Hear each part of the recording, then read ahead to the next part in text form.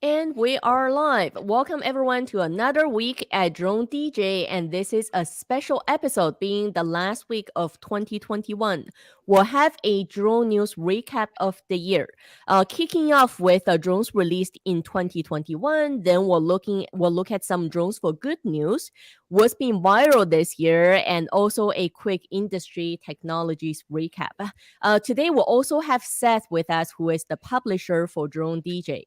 For those of you who's been following us for a while, you'll notice that myself, Yifei Zhao, and Seth Kirk, we have been the new faces for DroneDJ's YouTube channel. So we figured this being the last episode of the year, we'll have Seth here doing an official intro finally. So over to you, Seth.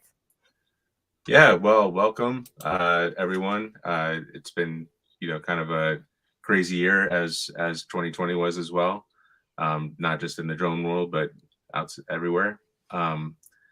So we should probably talk about both of your backgrounds a little bit. Ife and Seth both worked in the industry. Kirk kind of comes from the space and aeronautics side of the spectrum, and Ife, you have your business with teaching people how to be good drone pilots. So I think it's a nice group of that we have here that kind of brings both sides to the table.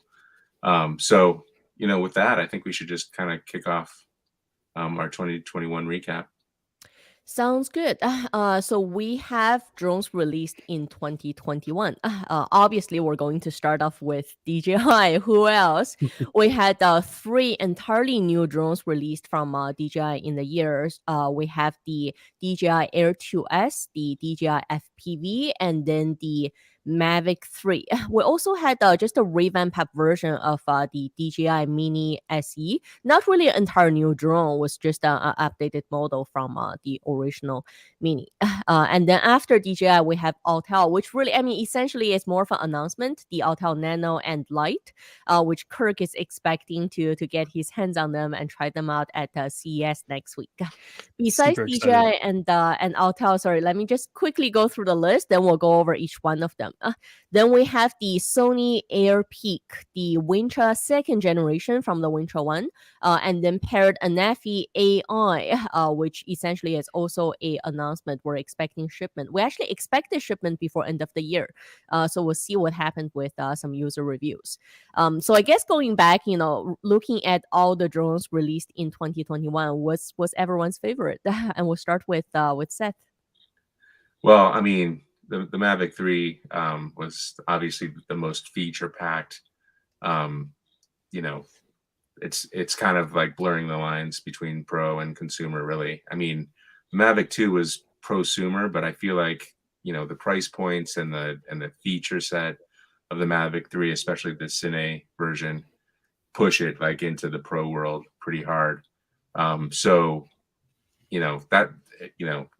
obviously that's something I would love to have every day. We have our Cine guy, George, playing with our review unit right now. But it's a hard call because like the FPV is so much fun. Like if you're a pilot, if you're a just enjoy the flying maybe more so than the photography. The FPV is a ton of fun. And then the DJI did a great job with their lineup. So yeah, it was a really with everything they could do this year with COVID and of course the manufacturing issues. They put out a really good lineup this year, and I think you're right with the Mavic 3. It's definitely like one of those products that pushes that line, and I think is where the Air 2S came in really well with a nice little balance of it has those professional features, but at a price point it's a little bit better for those consumers to purchase and get into that space. I still love the Air 2S. Personally, it's interesting because from my pilot team, it's a split. Those who really go professional, they still like the Mavic 3 with the camera. You can't go wrong with obviously the 4/3 sensor. It's definitely, a bigger sensor, especially to handle better low light conditions. But personally, I really love the Air 2S and just the ability, still it's still borderline, right, between professional and entry level, especially for its price point. I just feel like you get a lot more out of the features for its price point.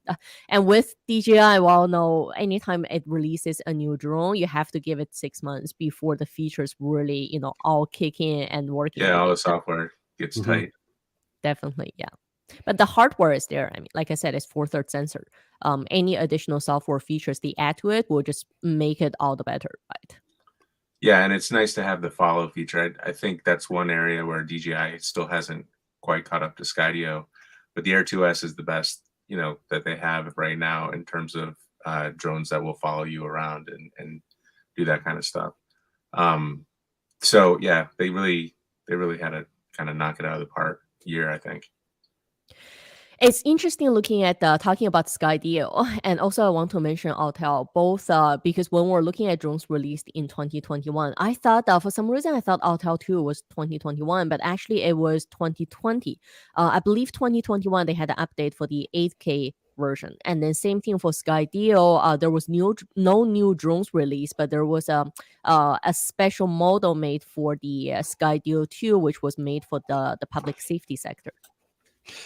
Yeah, the X2 came out, this year for defense, law enforcement, or some industry workers needing the thermal and other type of more enterprise features. We're really seeing the least amount of new drones coming out for 2021. I mean, not surprisingly, with the sensor shortage and the disruption on supply chain, not seeing as many new drones as we used to.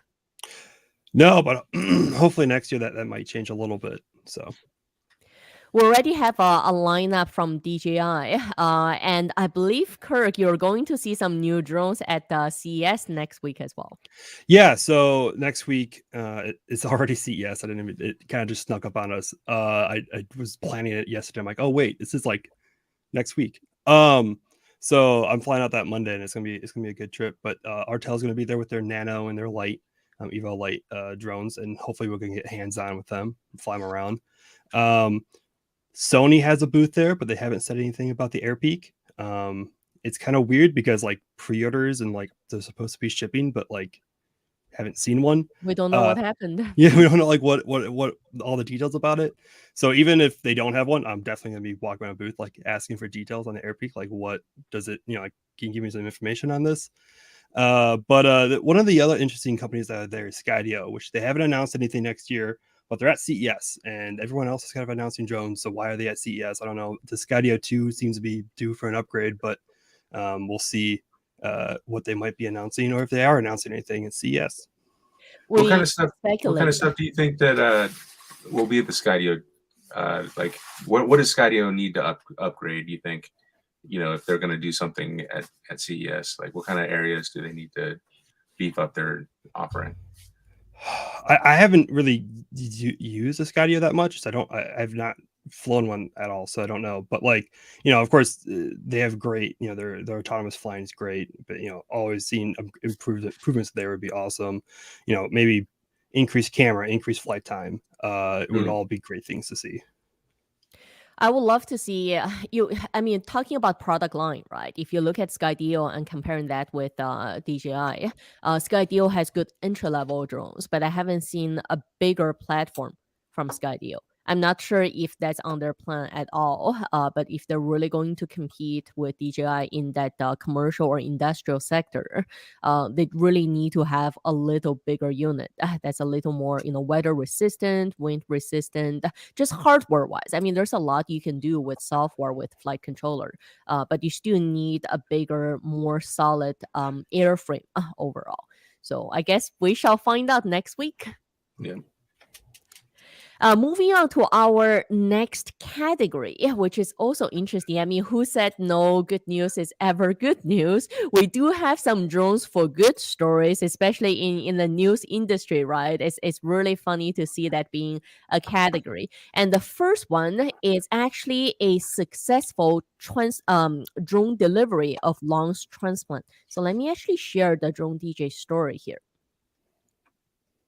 right there.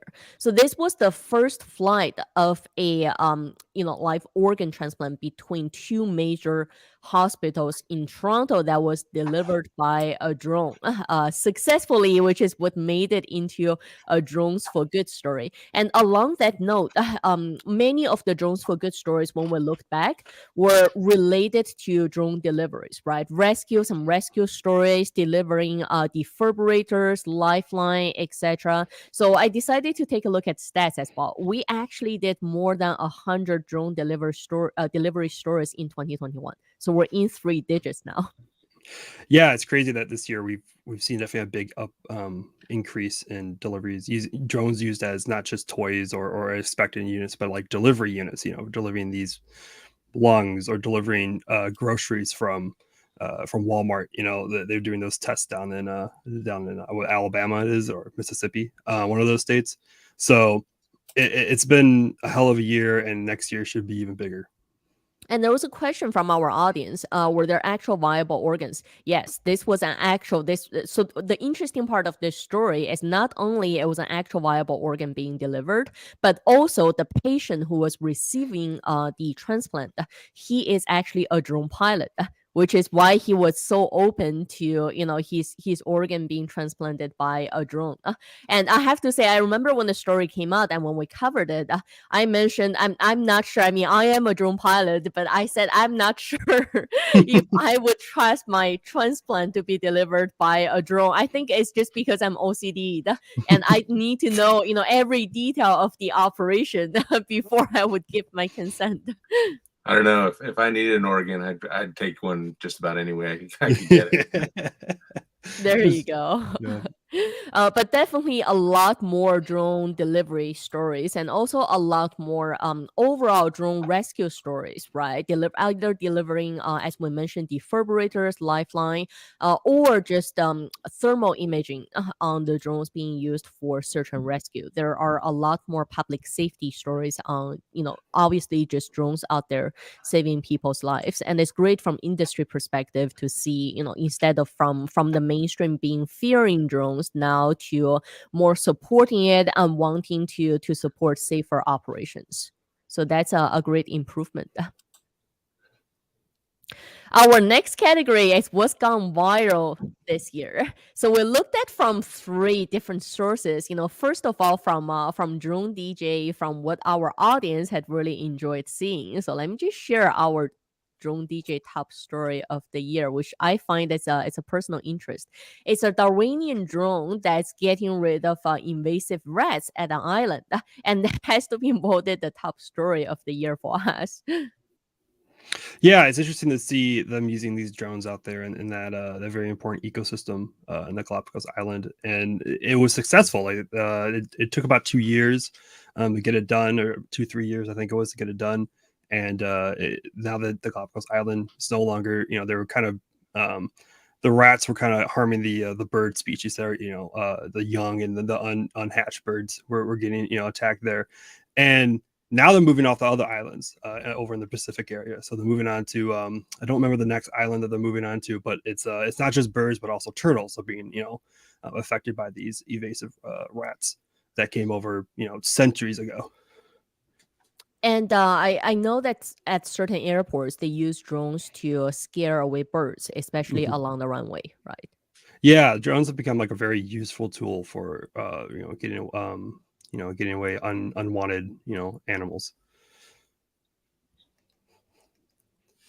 Now, another lineup of stories that's been interesting to our audience is volcano videos, drone-specific volcano videos. I've seen several of the stories gone viral in the past year. So apparently, there's something about just the overtop view of erupting an actual live volcano, especially from a safety aspect. Obviously, with a drone, you can definitely see a lot more because no one with an actual camera can get up that close. The volcano in Iceland got a lot of attention. It wasn't just this FPV, which of course was probably one of the better ones of the FPV view, but there was also a mini that flew over there as well. They ended up getting almost made it back. They got stuck in a tree, which is funny to watch them try to go recover that thing. But Definitely. It was. I was watching the mini one. I'm like, I don't know how this thing survived because there's like lava flying all over it. But it was really cool to see that up close in view of it.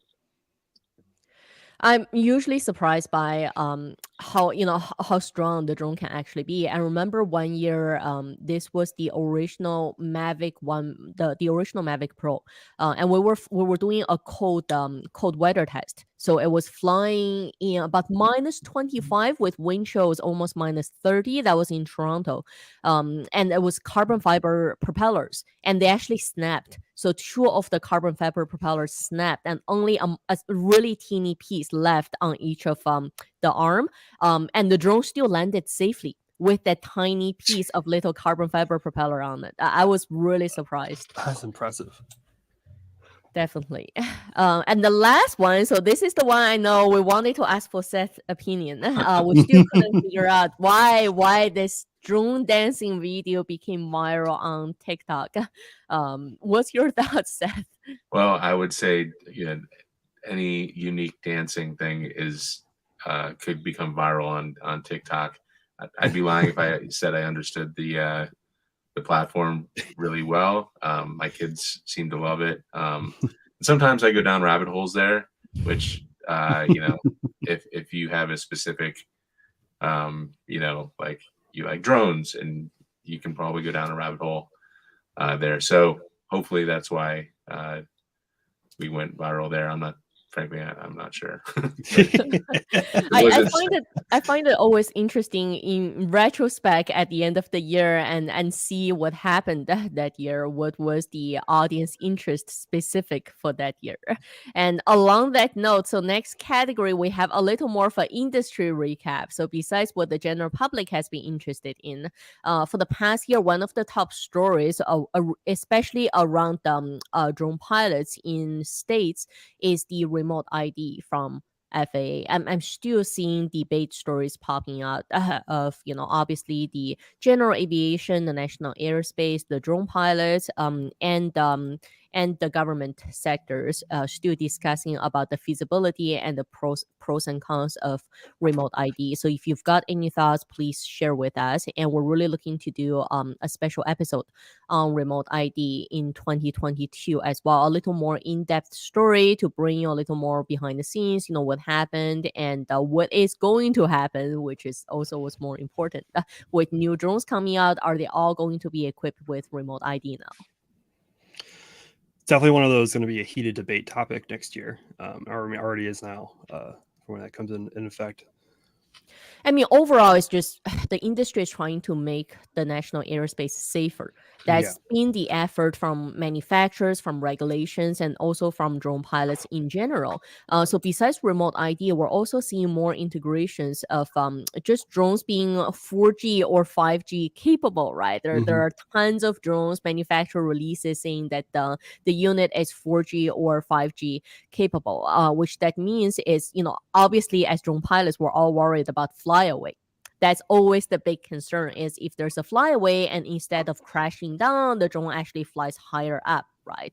With the drone batteries being higher capacity and more capable, if that goes on impact with a small airplane, the drone lipo batteries can actually go really hot temperature. So that could potentially burn through a small airplane engine or some crucial parts. So that's always the bigger concern. So with 4G or 5G capable, it just helps to really substantially reduce the potential risk of a drone flyaway. Yep. Yeah. What's your thoughts, Seth, on the 4G, 5G capability? Do you think it's really going to come in handy? So yeah, I mean, it kind of gives you the capability of, doing what governments do and like flying a drone on the other side of the planet. So, in a way, it's a little bit, I think it's a little bit scarier for governments because, you can have a drone attack from somebody controlling it from somewhere, far away versus, a typical drone. You don't have to have line of sight, but you have to be in the general vicinity. So that's a little bit more accountability. So I think there's probably some trepidation with governments. You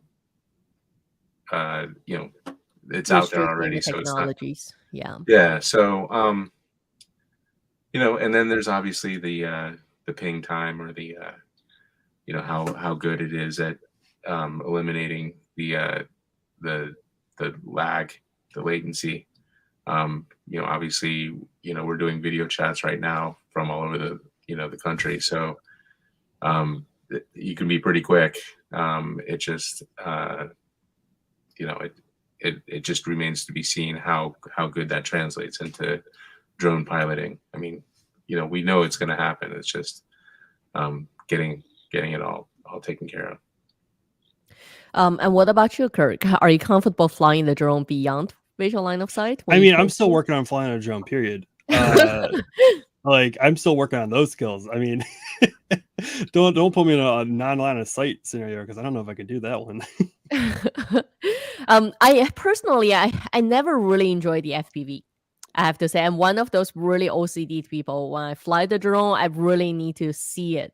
You know, at least know where it is. I tried the FPV, and even from my pilot team, it's about half and half, half and half. I find half of them love it. Right, and those are the risk takers. Those are the ones who, you know, who can just fly the drone a little further away, and they're totally fine with it. But half of them are like me. Just if you lose the peripheral vision, even because when you wear the goggles, right, you can't see. You no longer have the peripheral vision, and you can't even see what's around you or what's coming up behind you. So I think it's that capability. Is if you don't spend the time to get used to it, it's definitely challenging.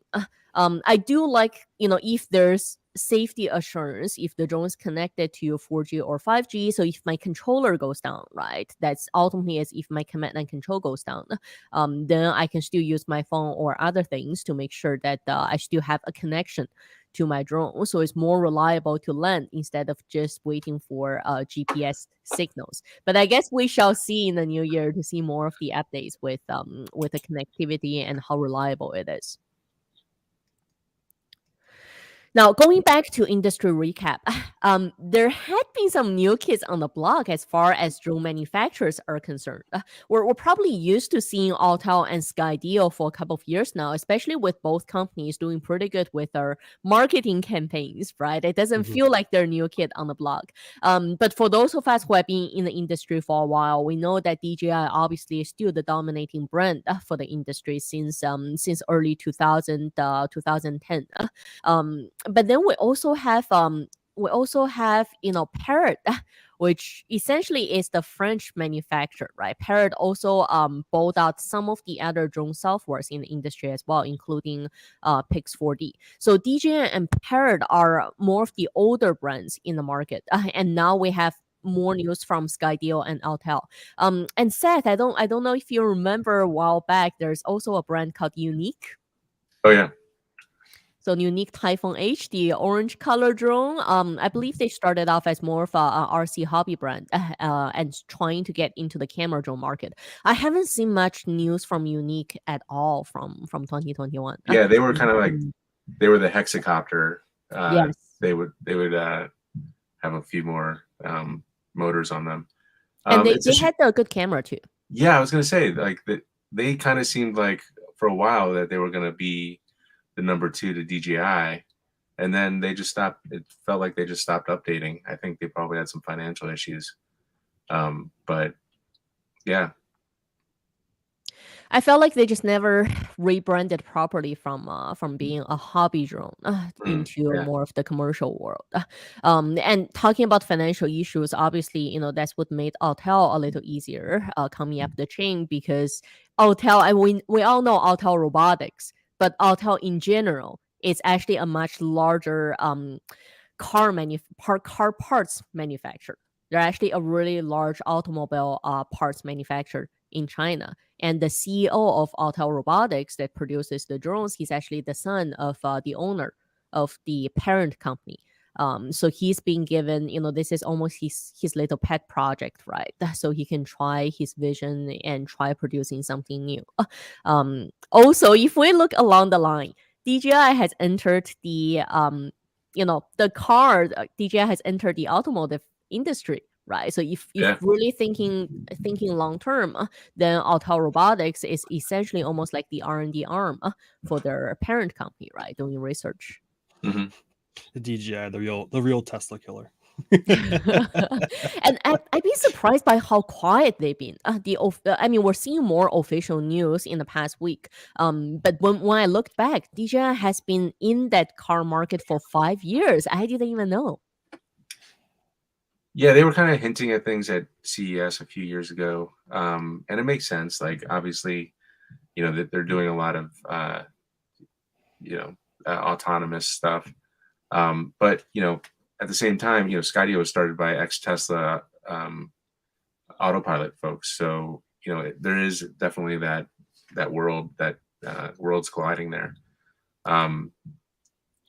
I hear it's more of the sensors from so if you look at all of the new DJI drones with their APAS assist, which is the sense and avoid system, right? So they're saying it's the LiDAR sensors on those systems that are being used more on their automated cars that can do the detect and avoidance, right? Right. Yeah, I mean, there's definitely some crossover there. It makes sense. And DJI, I think, has kind of the resources and the technical talent to kind of jump into different areas. So it's a good play for them. Obviously, it's a big upcoming area. There's a lot of money there. I wonder if they're gonna move into the rocket business next. Watch out, yeah, why not? Yeah. Yeah, why not, right? Why not? If they're already tackling Tesla, why not Elon Musk? Yeah. Okay, let's see. Moving down the news, there are also some higher level people change of the industry for 2021.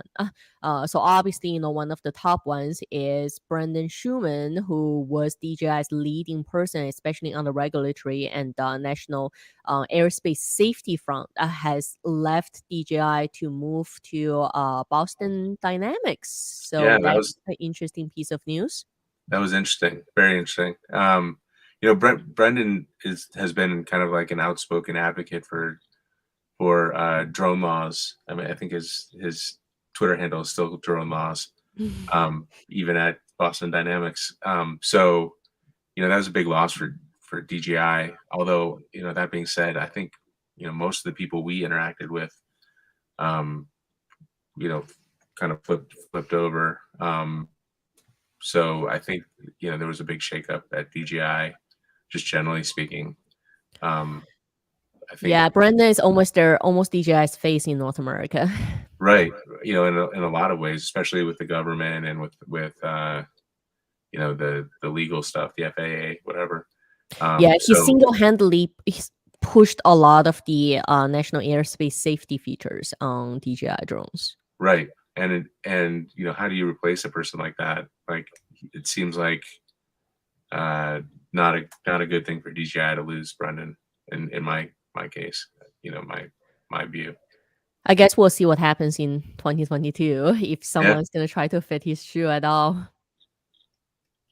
Yeah, I mean, I think with the when DJI got put on the entity list, I think a lot of things were put in motion. It just felt like the company had a different view of the U.S. and how it was going to operate here.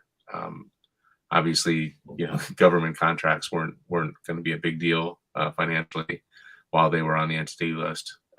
So maybe. But if you're the lawyer of the company, you still have to deal with it. Doesn't matter you like it or not. Oh, for sure. No, you definitely have to deal with it. But I think maybe DJI kind of said, all right, we're not going to worry about the government stuff, and we're going to focus on just not toys, but like our fun little consumer products. Yeah. The other high level move for the industry is Randall. So Randall Warners, who left Autel Robotics, and if you follow the story, there was a little bit of a drama going back and forth between Randall and Autel, because Randall initially came out with a LinkedIn message criticizing about the organizational level from Autel, and then later on Autel sent a very diplomatic response message regarding Randall's resignation. So, but still, Randall was only in CEO position for 9 weeks before he resigned. And we haven't seen much news coming from Autel. That's basically Autel's attempt to, same thing as DJI, to get a North American face, right? To get a friendly face, especially Randall being in the drone industry in States for so long.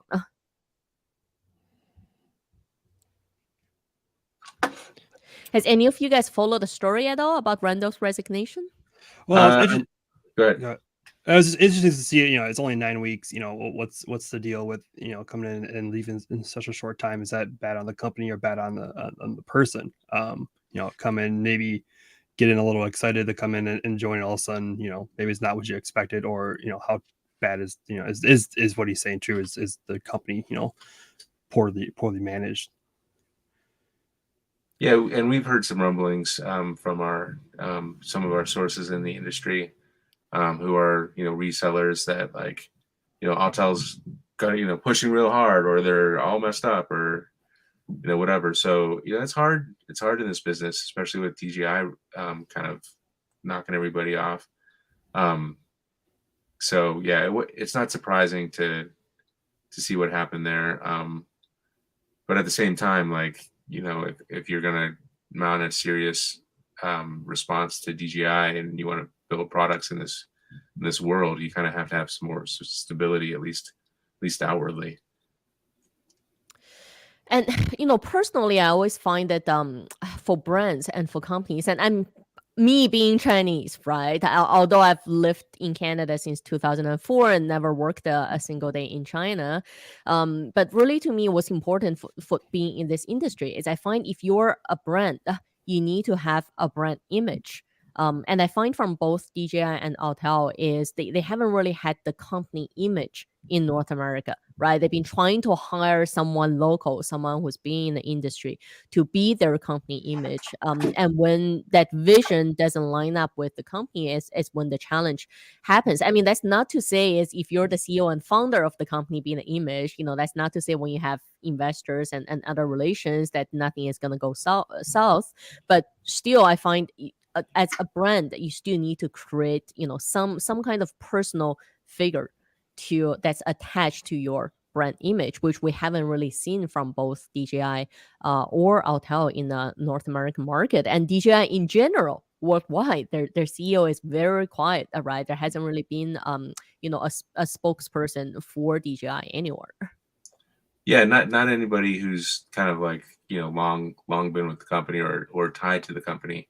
It seems like when there are events, and there hasn't been one in a while, obviously because of COVID, but when there are live events, it's always the PR people that we know, or some product management people that we know, but it's never hey, I'm the head of DJI North America or something.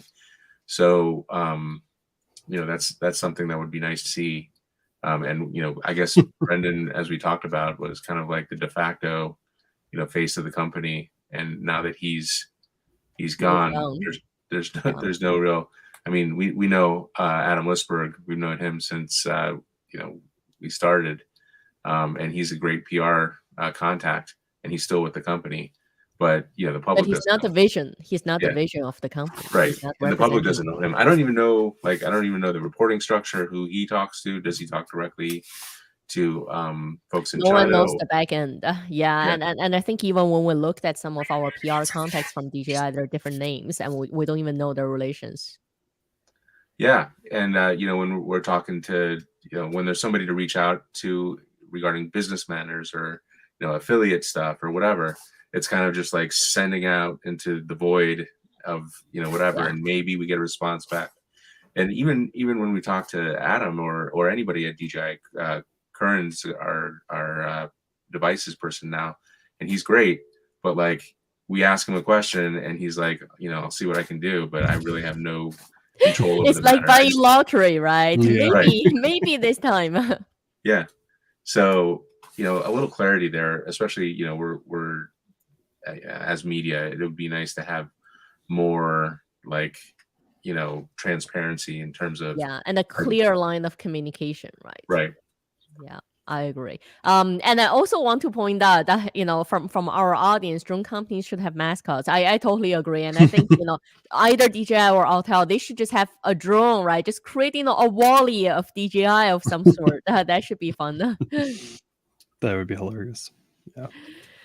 So going back to our news recap, really that's about everything we have for 2021. We talked about the new drones released in a year, which has been the least amount of new drones we've seen in the past several years.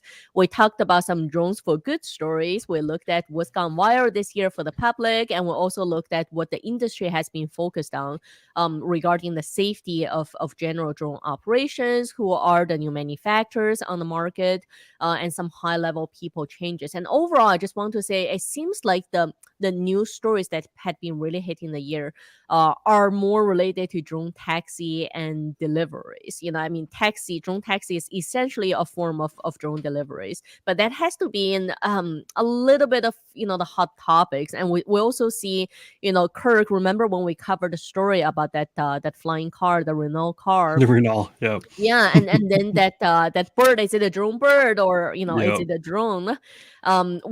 Those ones are really concept based. We don't know if they're ever gonna come to reality, but we're seeing more brands just maybe they're just riding off the hype and seeing that there is a hype with drone delivery. But also Yeah. there's always a reason behind the hype, right? It's definitely seeing that the market demand, the last mile delivery of any goods from from the warehouse or to someone's house. We'll see in 2022 if the trend continues. Yeah, I'll be interested to see if drone, at least aerial drone, kind of transportation is kind of like the next thing after the EV.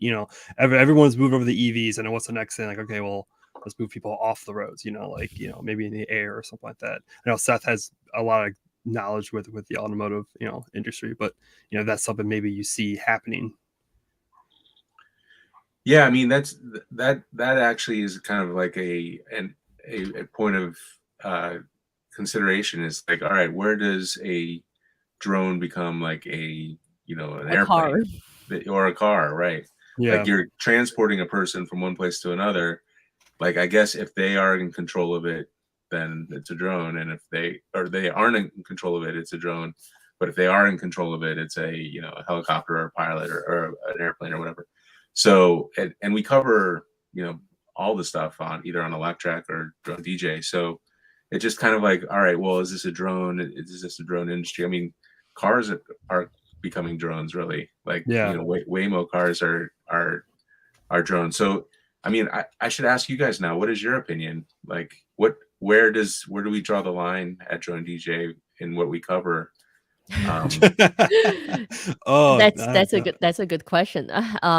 Actually, I mean, I just posted on my personal Instagram yesterday about that. I don't know if you guys saw Boston Dynamics Spot. I had a chance of playing with one up close really? this week. Nice. And I have to say, what, seeing all the videos and pictures online doesn't do justice. Really? When you see this thing in person and climbing stairs and opening doors for me, it's crazy, right? Yeah, it's definitely incredible. And even on our training side, we're turning more into robotics, general technology and robotics training, not just drone training. Because drones is such a technology that connects you to so many different things. It's not just drones, it's AI, it's image sensors, it's general robotics. So, I don't know. If you ask me, Seth, I don't know. I think in 2022, I was thinking, do we cover the spot story? Do I send the spot story to DroneDJ or not?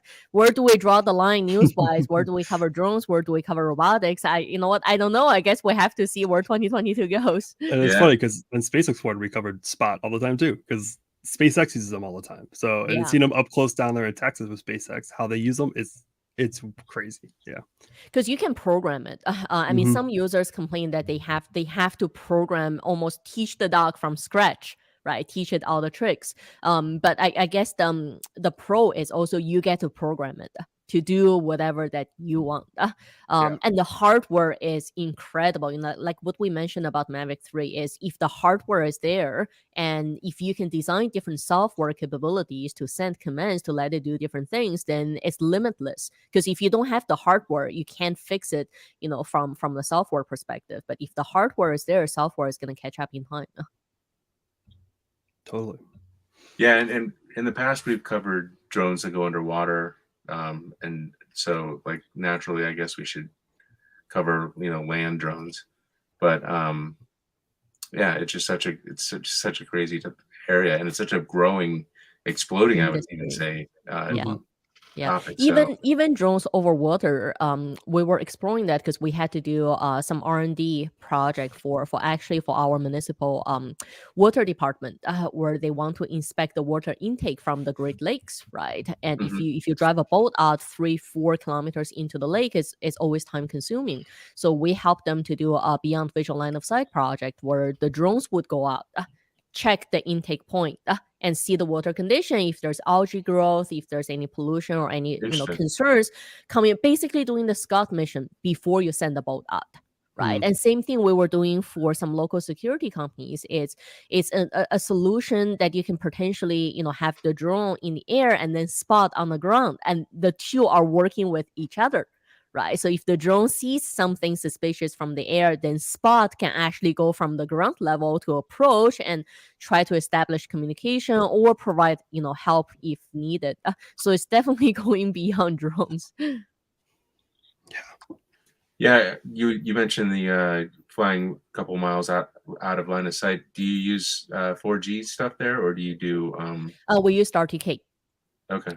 Luckily, because it's over the Great Lakes, so you have clear visual line of sight. So we didn't have to worry much about the communication. And guess what? Out there on the lakes, the cell phone signal is not that reliable. And in general, in Canada, once you go outside of major cities, cell phone signal isn't reliable in general. So RTK comes more handy. Very similar here in Wisconsin. Once you leave Milwaukee, spotty internet. Yes, you need some kind of local network besides just the cell phone network. Yeah. Well, there are great things, and one of the comments I just want to quickly mention was who's representing drone pilots. I mean, in states, there's AUVSI, which is the organization that puts on majority of the commercial, drone conference and events in states. There's also the AMA, the Model Aeronautical Association of states. So if you're on the hobby side, I would recommend looking into AMA. If you're more on the commercial side, I would say look into AUVSI. But again, with the industry still being so new, that's one of the debates we have even here in Canada all the time, is the government wants us as the pilots to arrange some kind of professional association that represents the pilots. But the challenge from the pilot's perspective is everyone's from so different industries. We have film people, we have land survey people, we have construction people, we have engineers, we have security. So everyone's from such vast different industries. It's really hard to put that industry sector together. It's not like everyone's in automotive and you just put everyone in automotive, or everyone's in news. I guess that's the challenging part. So we shall see. If you got any ideas starting off a professional drone association, well, let us know. So that's about everything we have for 2021. I just want to take this opportunity to thank to all our audience. I kind of came along halfway of the year, starting with the panel, and now with Kirk on board to run our weekly shows. We really look forward to bringing you more drone news in the new year, and our plan is to have more exclusive interviews about industry updates, a little more in-depth story, along with how-tos. So if you like to know how to do something, please leave them in the comment below, and we'll have our how-to series next year as well, and look forward to seeing everyone in 2022. We're going to kick off next week with our man Kirk down at CES Live. So don't forget our next Wednesday's weekly live from DroneDJ, and Happy New Year, everyone. Happy New Year.